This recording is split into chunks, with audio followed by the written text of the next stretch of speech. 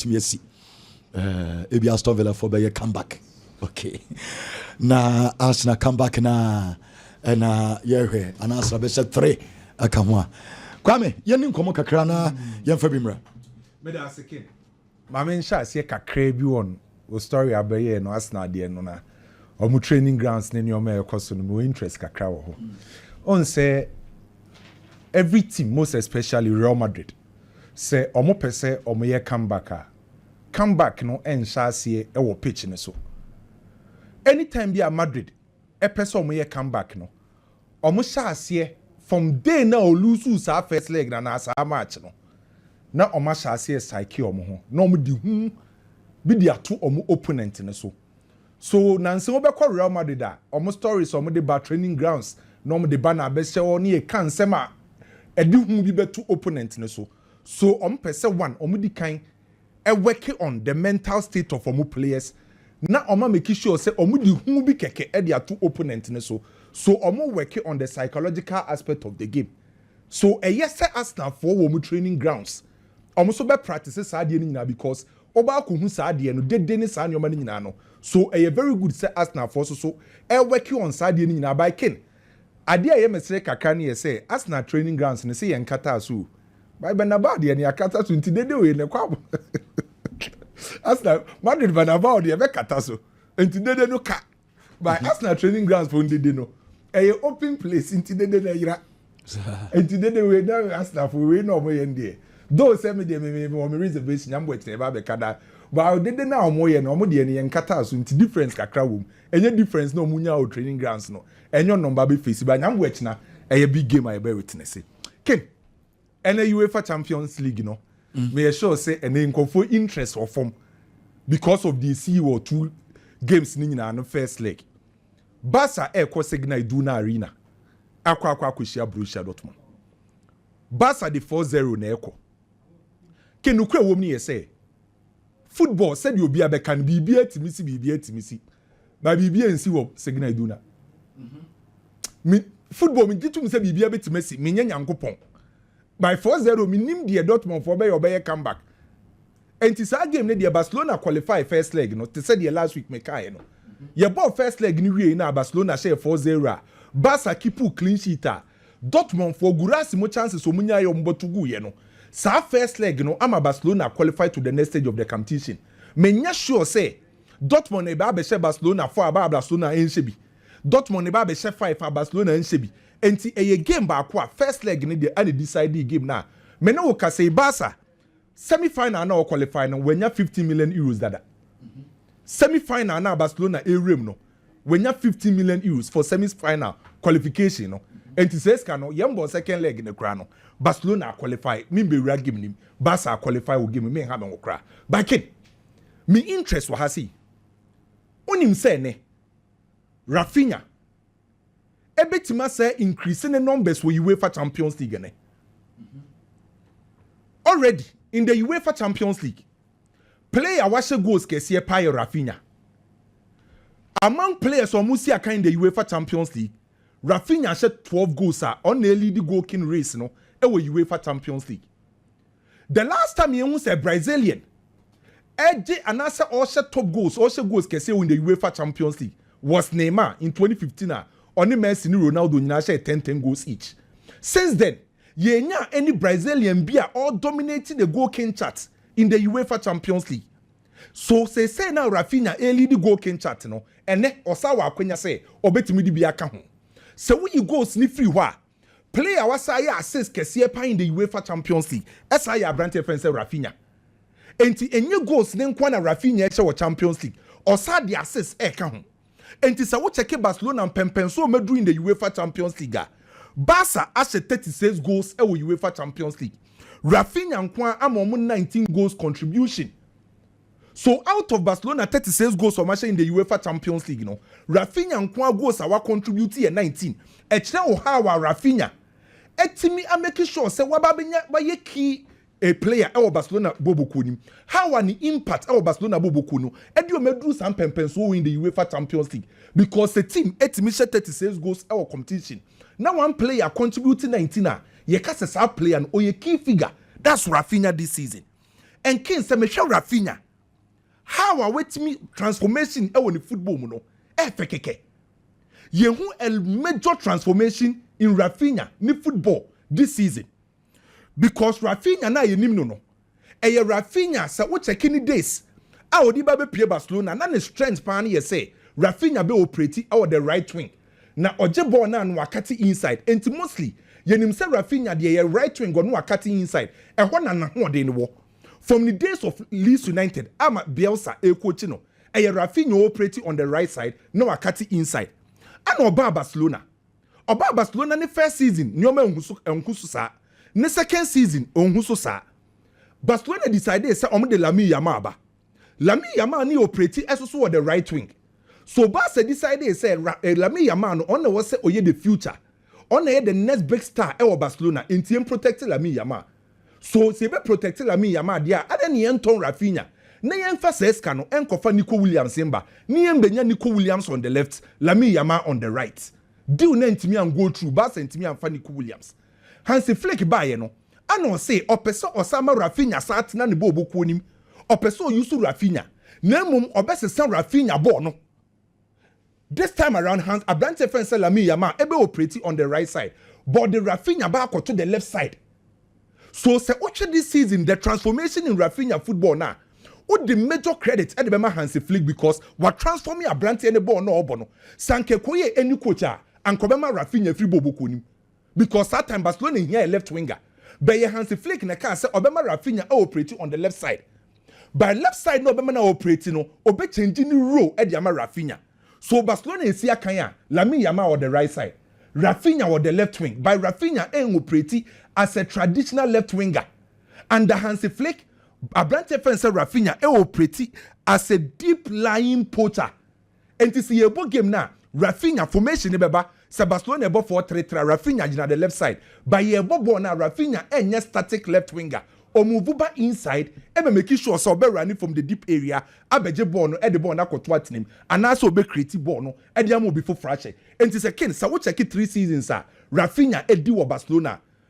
Anytime beyond uns and the transformation under Hansi Flick, as a son. The first 2 seasons, no, uns a baby I know Jina no nyana ho den pass and kamenya hit map na. Baby I know bono nyana ho den pan the left wing go, the right wing. The first season I ho den nyana the right wing. The second season is the right wing. By Ken the third season. Both the right wing, the left wing, and Mfimfi ho. Ojina baby at me flourishing very well. And the UEFA Champions League, one of 43 shots. Out of the 43 shots, no, ni na Mfimfi. And anytime be a Rafinha beje ball no, or kati inside from the left, or pretty as a deep lying playmaker. And then ye ka player what she goes kese in the UEFA Champions League. Rafinha player. One most assist in the UEFA Champions League, Rafinha, because of the transformation. Papa friends Hansi Flick, Ediama Rafinha bono, and ye ka players on bet Maji Ballon d'Or na, ye the Rafinha can all because coach Nasi San Rafinha bono, Rafinha so improve, accept role na coach in the amano, and all flourishing on the field of play. And me expect say Rafinha, a bit mashe goes nibi, net me pushing no amane numbers or person or deje Ballon d'Or no, ebeko Ediama Rafinha this season. Can Rafinha this season or ye one player personally managing the transformation any ball no bono. And Paibo ame boni and then ye say Barca player bianco pra because players omunya machine. Can you say in the space of 20 days, Barca bought 7 matches. Players in your machine. 20 days, Barcelona had the about 7 matches. Which are yes na who overload the players no. A bracket we be aba almost a player no. What na fiache. But you know, Barca qualify first leg no, and then Barcelona qualify. Barca echo semi-final or train opponents, being it Inter Milan and as a Bayern. Oko Villa Park susua Ken. The first leg our Paris, PSG share 3-1 against Aston Villa. Ken, sa game no so a done deal for PSG. PSG real game no. First leg na no. Me je to mu say Aston Villa in the UEFA Champions League this season. Kenu nim say on lose match ofie. Bayern akoho. Juve mu nyina akoho. Obi enu ha wetimi akɔhye Aston Villa. By PSG boboko na Aston Villa ne ba behia no. Who defending pokra no otimi bie wutim nim. Ene Aston Villa for be decide say ye pese ye tete ye kaso ye be bie game nim. De obie mu a atwe di ama PSG boboko no. Enye kasa bebredi ye besi wo game nim bia no. Make qualification for PSG. By Ken me dem anu besi no. Onim say environment how ye adwuma wo ho no etimi make you esatimi on make you Dear watch me duty me, baby, I hear Jumano. Say system a word Jumanim, a hoya tozika, a Jumana yen intimin koso. By say system near friendly, na system is suitiwa, where Juma yen a koso. The reason why I make us as a minano, Antoine Semenyo. Ene, Henry e Bonabaso, Mike Louis ne Bonabaso. Nipa dodo na ebo abrante friends Antoine Semenyo abaso. Ne form any individual performance I will put in this season aboa no. But before say obetima flourish no, there is a system a favor Antoine Semenyo. Enti sa system no ana ama Antoine Semenyo no obi ebo ne din. So o check the system of Andoni Ariola. Bomb of one system na omo boss say na I bring the best out of this guy. So say na ye bo Antoine Semenyo din any Ghana system no, Mr. Ye can bomb of system no. Say Ghana dey no so kan wadu baby wadu. Oh, this season the Apija ne pie in the club side and national team. Ah, okay. So this system no operate season. More you Ghana frame. Oh, said this season you cut Semenyo nyina na ye bobuku no. So system na operate no. SUT no him say players omo Premier League na no. Play your team ball from deep. E carry ball no. Antoine Semenyo play be no obi team no. My target for this guy I also am 10 goals this season. Was say 8. I can 6 games in the Premier League. Antoine Semenyo ene ye boni din ya linking to Manchester any big clubs is because of the system operating. A good system. Who bet me the Semenyo akoto system bim obeye bad. Me da say any kwame dela edie eno no yeni nkomo kakra others wo ha others bre na ye nti kakra. Semenyo de we wish him all the best, but I think that he should take the right decision. The next move is very important. Uncle El Nassr El Nassr no Fernando Hierro. Say a kaino, a bobo ye pa. Hierro, I am one for fees, a World Cup 2018 on a coach Spain, on a sporting director, Edema El Nassr. You know, and now all pet winger Abeka El Nassr team now bebo Ronaldo. You remember, say, Kudus was linked to El Nassr. They are still in search for a winger. Oh, Babeka Ronaldo, I mean, why is Kudus the anu wom, and as he say, Antoine Semenyo the Nassr so Babe Tom so, Omunya Omope. Now, why do kono o kwako part Ronaldo ni mama na she. Nanka only Ronaldo ko and just also kopego. O kopego. Na John Duran cry striker no cry say, Masa, Gina Ronaldo nje goal la. O kopego. Kopiama Ronaldo na onche. But me, what excites me most, say we've always been talking, even in that Eric Ten Hag, one of so Semenyo, man you 4 penal, now about Liverpool, now about Arsenal. Well, and now we are being told this Eric Ten Hag no kasankasa na emu no wahwe boy no so feel no. Now, the reason why people love Semenyo is not because of his goals. Premiership no. So me to be if you bomb of pa. Me sure say your goals sir. But akwa work rate. Club that will go to share. Exactly. Semenyo and statistics say buy Premiership no more. Play be anywhere. Say young press young jibon for opponents will be in what team yes I no Premiership no except for Antoine Semenyo. He's the number one say young pressing jibon in for opponents or attacker. He's someone who gives you presence also. Who call long or bet jibon no or be first boss at the amount player. They are tossed to be what cast on press or be pressing. What cast on your Jumadia. He's someone you can just tell him, hey, go and do this, he will do it. Sa place Nibia. Now the Emma coach Manchester United airpen and then say, Ken, United team no. The entire coach Manchester United Amorim Ompe Garnacho ni say also indiscipline of the ball. Say yanko pressing per ball Ompe. Zeski die on team press very well. Ramos Hoylon die honeho. The only player he trusts Amad Diallo on Susuna will prep free mu. It is Anthony on my back. Na Garnacho de yebenya kwan ya ton no. Then I want a player who can give me goals and also press. Because coach in kakra or Joshua Zeski asemo. She says Zeski names a coach in a penasem. Also you'll be on team press. So you need 2 players behind him or we are very, very good at pressing. In this case, if you have Amad Diallo and Tian Semenyo, they are going to do that for you. and nothing open no and you necessarily say yanko bob flying coach ni pobi obe presi say Semenyo man you ni nyina esese Amorim koko convincing penifo say he's that kind of guy I want because Sergeant Ratcliffe when they must announce some kind of brutal. It will be difficult for Oko 60 million Sergeant Ratcliffe for Semenyo obitua. Ontia. Bournemouth says that you what a top player from Stormgrass or Stormgrass about Atlanta be bought 1 year. Would you over 65 point just over 65 million. Echo far Ramos Hojlund buy. Who man you for? Obia inexperienced. Ono krano season ni mu no mbopepe bia from January mu no started say obobo ni bi. Would you over 65? Now what you over 65 for Ramos Hojlund? Antoine Semenyo last year he gave us 8 Premier League goals. This year the 8 all competition or 10 goals. Premiership was 8. You know, he's someone our Premiership experience. It is what you over 65 for Ramos Hojlund. I don't know so bet you many for Antoine Semenyo. But about the making Semina to Semenyo for I will not advise him to go to Manchester United. It will not help him. I think that from Bournemouth, SSR or Newcastle, Tottenham, clubs. But player be a dream so when you big club abo.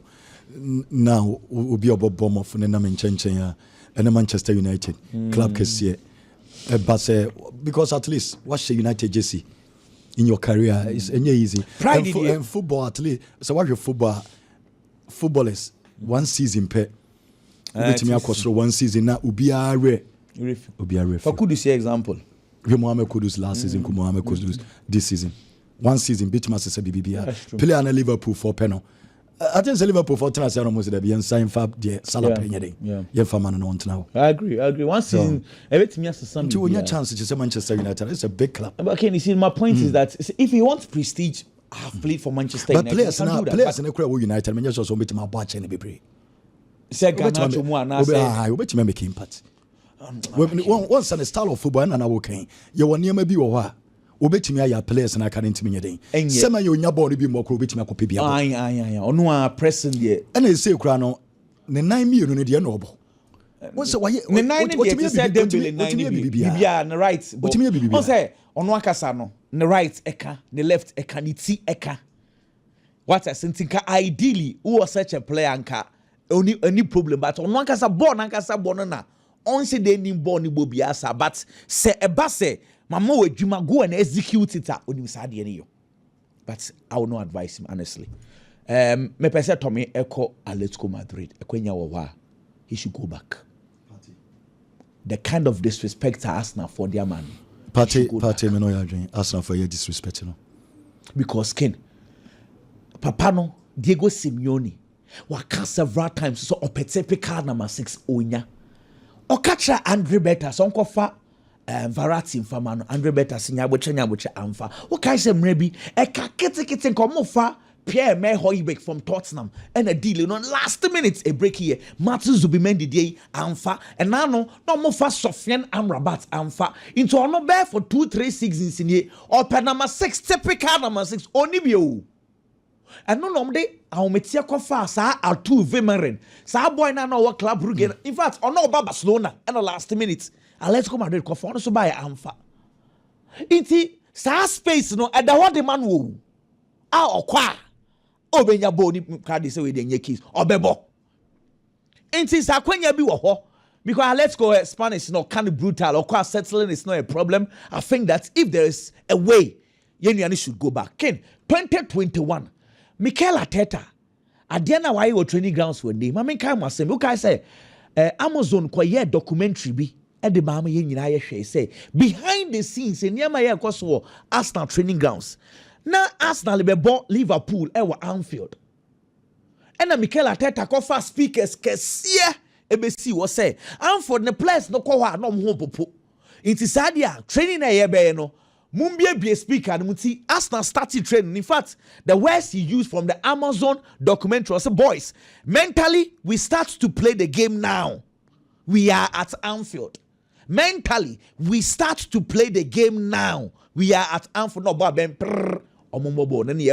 when you never walk alone. No more place ni a training. It is a one tiemu bi tiemu a because training grounds and one some shout, come pass the ball on the mommy. But okay, yes, our arm for that. Player name say so shout.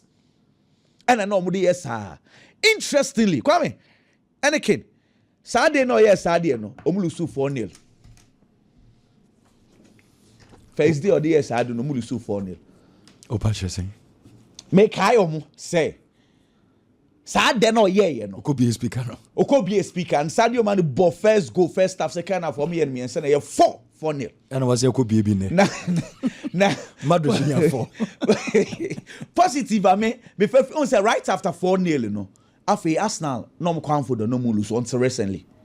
Inti, say a boy or more after 4-0. But first day, they are 4. They should be very careful. I think it's a bad idea because Madrid for the it is a way at least. Almost. We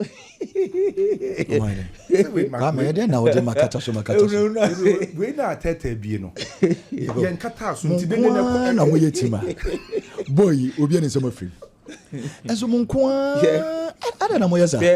Obi ani say even Asra be say she go cry there. E de atia mo ho. Wo mo hurahura asna ada. Hwe, kwame ade emi ya ne say. Sad game 3-0 in this season. And I don't know who be some Madrid for come so we free. And I don't know be him so Madrid. Afei ade chia. Oh, na I am shishie na start eba. Afei de ba Madrid for no mako park car. No mo de obi akop anopa me hu story me obi park car de akobo won say 90 minutes. I was Santiago Bernabeu we move brutal. It's eye hunahuna na ade na mo ye no hwe enya goodie. It has gotten to us now for no. Because say Ateta ye training we are. I just ask now for near man ekoso Spain no. O madwen abaso. Omunim. E dey na be mama Ateta akofa speakers akese we say dede no mbe no mfa nye training. Oh ade na account. But 3-0. Account. Arsenal lead 3-0. But say pressure ni mom na ba Arsenal for so say we say ye bi. But Arsenal ye better chon. Ndije me so musu as enkrofo no ehunahuna no say it is serious. Now say everybody's not talking about how Arsenal are good at set pieces.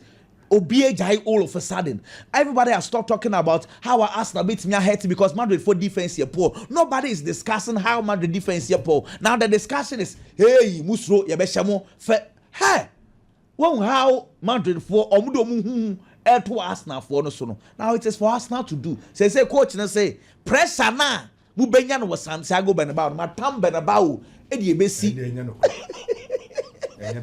Kwame say from almost also makataso. And no makataso did ne wo Bernabeu no makataso no ne stadium ba we no era enti difference wo.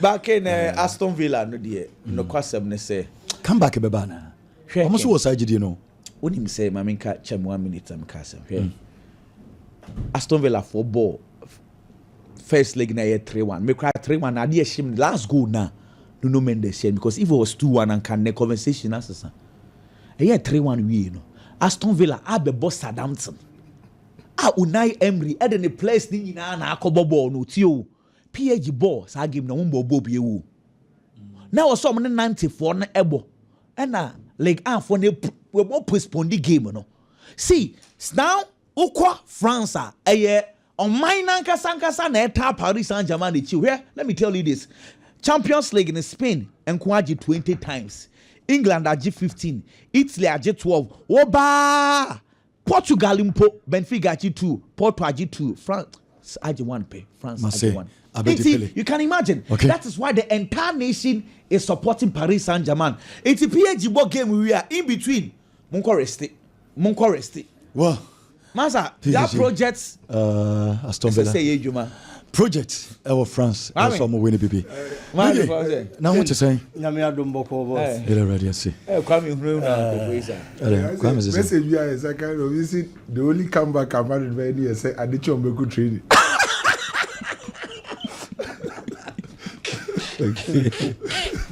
yeah so okay if you ask na for you say mo kata so na timi bin ye o Arsenal for who said I'm say mo sa o kata so a onu ana o kata so a na bin ye don't bet Madrid for kata stadium so say dey be right betimi a bin ye hey asembe na okay Ken sana Arsenal for neka. Almost kata emo Almost so. no amo na okata so and a bin ye. And I kwame say you to Jimmy money bia.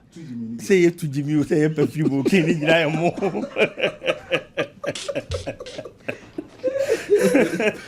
Amo. Kidam Champions League.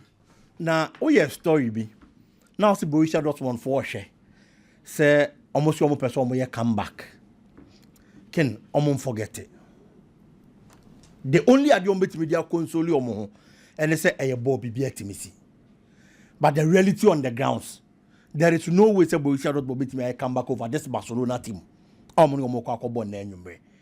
Barcelona this season actually clearly. So when it comes to football, every form of trophy be about Barca for any abrace omo person omo je trophy bia. Oma say jata e come de no. Omo ma obi ama metwa omo anim. Ani pa ne be cost scot free there be. It was also the performance in the Spanish La Liga. Clearly, actually, omo ne da La Liga ne soro. As we speak, Copa del Rey no mo bono. Oma kwa kopie mu finals. Oma qualify omo 20 dates ne be so. No me Real Madrid dia boy ni. Eti Champions League ne nso so. Omo wom. Na first leg, omo timi ahye 4-0 no. There is no way so omo kwa tena the signal iduna. No mama Borussia Dortmund ahye Barcelona 4. Any game na call extra time na call penalties.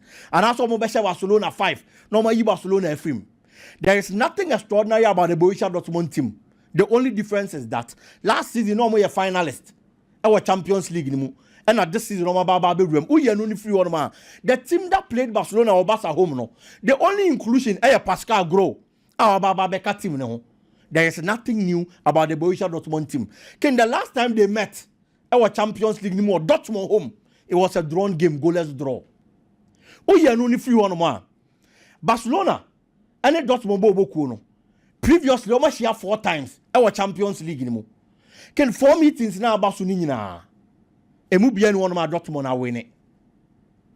On the our Champions League ni mo. On winning be not even one over Barcelona. It's difficult. At the moment, omo be share. Oh yeah, no na free one man. Today, being the night, I was on Munyasa qualification of some year come back. No, I was almost either 4 or 5 goals.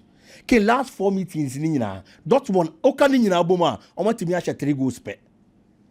In the last 4 meetings were Champions League versus Barcelona, they've only scored 3 goals. And the kind of quality kita team we know. And yet team able to Barcelona 4 unanswered goals.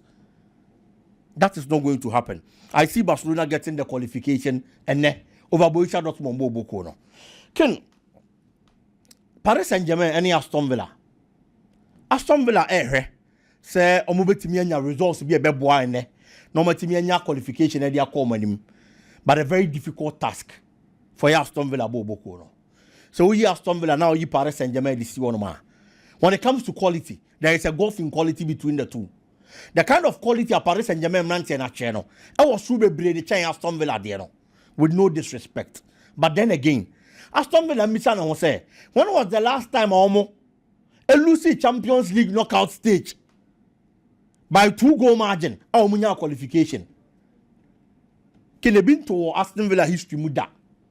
So I cover Champions League first leg at the knockout phase. No Lucy by 2 or more goals. Now Aston Villa baba some results no any qualification. It has never happened in their history. Into the clearly a task are difficult anymore, but that notwithstanding, they have certain quality players in their squad. Some of the results and now Paris Saint-Germain team in the game is dependent on Vitinha. Obi or her first leg ni BBM here. Vitinha completed 148 passes.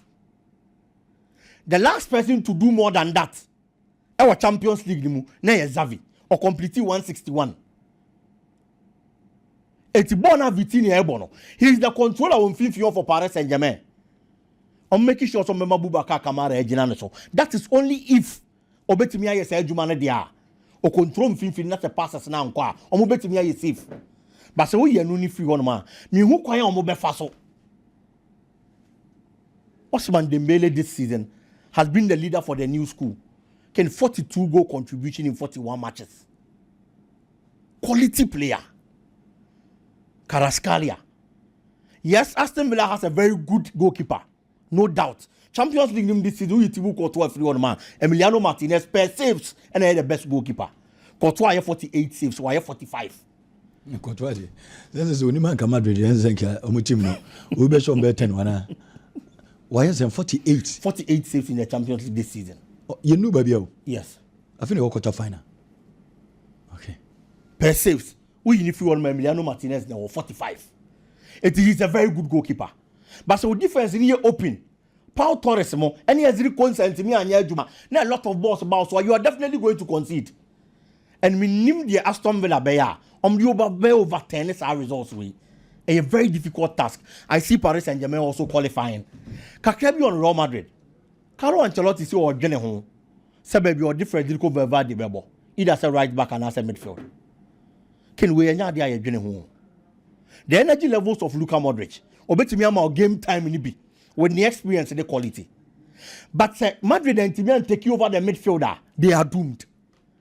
Said your mobile first leg no. How much time Thomas Partey take you over? Now Luka Modric mo ka ho. Now the absence of Tchouaméni ka ho. So why you fortunate na say newu that Tchouaméni? How betimi dey na boa. For obi oye energetic. How betimi support Tchouaméni when it comes to tackling. Any battles e wo mfimfi wonom. No one team control game ni ma. Who team control game ni wo mfimfi wonom. Now Arsenal enye a lot of the balls. That is when you can hit Arsenal. Luka Modric energy levels were from a drop it for such a big game. He is going to need players who are energetic. Arsenal midfielders need space. Thomas Partey, Odegaard, Declan Rice. You don't have to give them space in midfield to operate. Luka Modric makes me a bum. Not the experience about at a point. But it be key how I will start the game. No, anybody be if Real Madrid wants to get that comeback from opener, they need to start the game well. Men disrespect Luka Modric. But to be honest, this particular season, the position I made for any games our bompono, he doesn't have goal numbers and contributions. Than a branch I friend Federico Valverde. I thought I'm putting any ball right back. It means Luka Modric they be brought to this season. I be Carlo Ancelotti. I didn't whom you know. So I was so pick back. Emmanuel Babejina Real Madrid in Finfield against Arsenal. For me, this is one thing you shouldn't be thinking about. He should put Federico Valverde in midfield. Now on supporting, complementing the effort of Abrante friend Tchouaméni. Never scares him more right away. Yes.